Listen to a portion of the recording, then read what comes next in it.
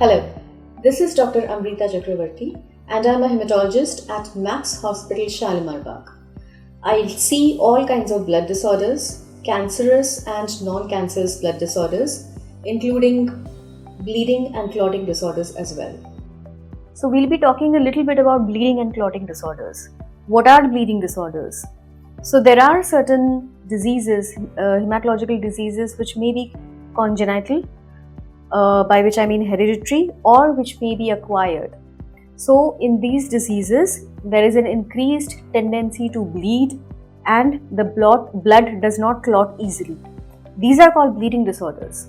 So the bleeding disorders are also called hemophilias, in which there may be a deficiency of a particular factor.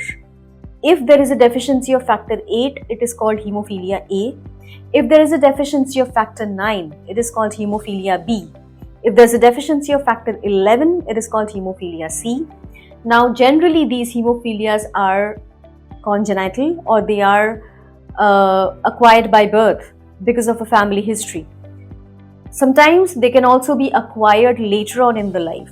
Similarly, there is also another condition called von Willebrand disease, which is also a kind of a bleeding disorder in which there is a deficiency of a protein in the blood called von Willebrand factor, which helps in blood clotting. Now, the treatment of these disorders depends on the severity of these disorders. Sometimes we may just treat them with tranexamic acid, which helps to stop the bleeding or prevent bleeding, while sometimes we may need to replace factors which are missing, like factor 8, 9 or von Willebrand factor. Similarly, now coming to clotting disorders, clotting disorder is the opposite of bleeding disorders, in which there is a tendency of the blood to clot. These clotting disorders can also be hereditary, by which I mean they are acquired by birth, in which we call them as heritable clotting disorders or thrombophilias, or they can be acquired later on in life, in which we call them as acquired thrombophilia. So hereditary thrombophilia can be again because of deficiency of certain proteins or enzymes in the blood. For example, protein C deficiency or protein S deficiency or antithrombin deficiency.